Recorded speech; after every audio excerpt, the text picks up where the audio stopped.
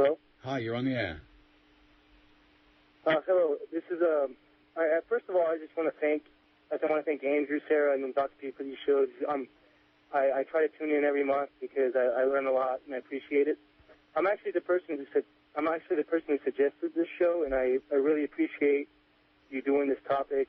It's something that's always interested me because, I've seen several doctors, and I've never had a doctor ask me, like, what do I eat, what my diet is, yet I've always had a doctor give me, like, weird looks when I told him that both my grandfathers died from type 2 diabetes, and somehow it seems like now I'm destined to that. There's no way that I can go about it. It's just a matter of time. It's kind of weird to kind of think of it in that way. And I guess. Hello, you there? We lost you. Yeah. Sorry.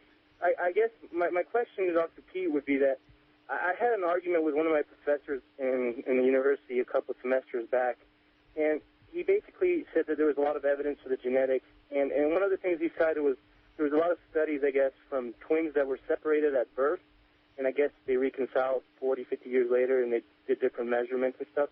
And I was wondering how much of that would actually be genetic, and how much of that could it be the shared intrauterine environment during the 9 months of gestation?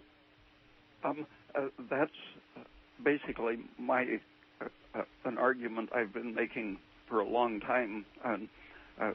There was a genetically oriented argument for the idea that working class people would never rise to the middle class because of genetic influence on their intelligence.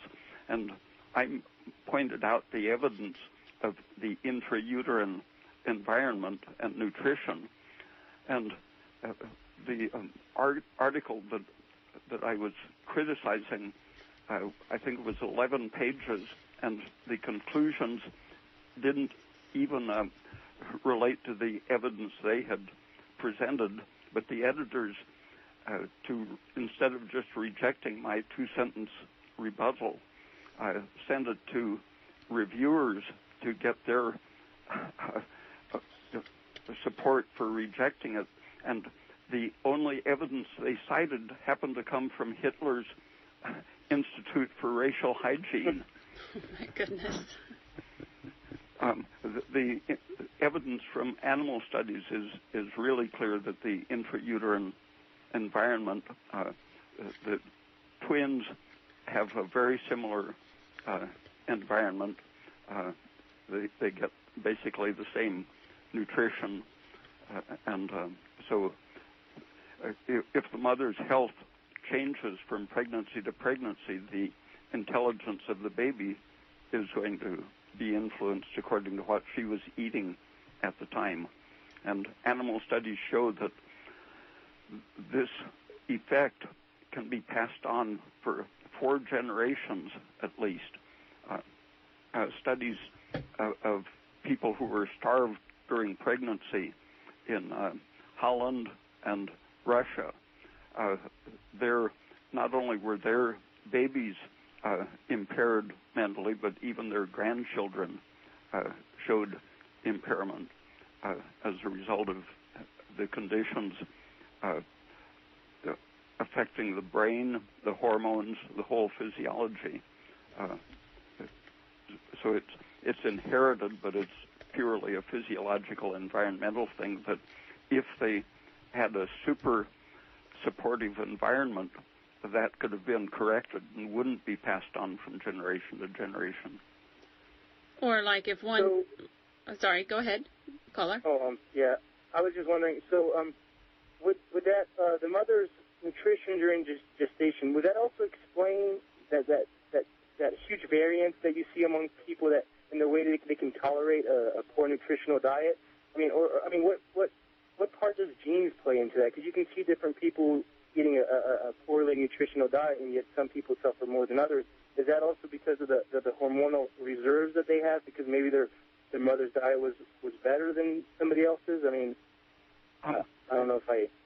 Yeah, 30 or 40 years ago, doctors were talking about the thrifty gene that caused some families to get fat on very little food.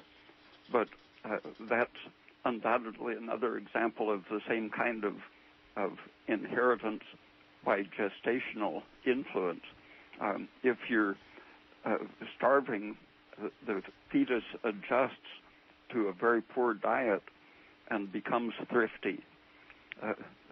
They've never identified a thrifty gene or a gene for diabetes, but people go on talking about a gene for obesity and for diabetes.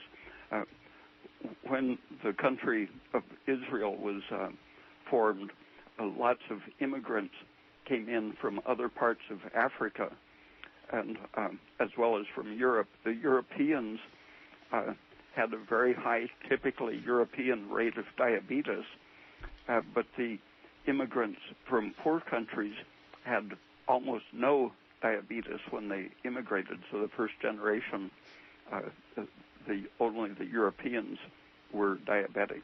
But after a second generation of living on a relatively abundant European style of eating, the immigrants' children were developing diabetes at the same rate as the European immigrants, totally destroying the idea of genetic diabetes. Yeah, but the natural dogma is that would probably say that it's because of the mixing and the interaction of the genes among the people. No, they were interbreeding. The immigrants didn't mix with the Europeans. Oh, okay, interesting. Okay, we have another caller. If you have any more questions, caller, go ahead. No. Thank you very much for everything you guys do. It's great that this is being shared because the dogma that's going on, it lets people think that they have. It doesn't matter what they eat or what they do. They just, I mean, I appreciate it, and I know a lot of people do. So thank you very much. Well, we appreciate your suggestion for a topic, and thank you for your call.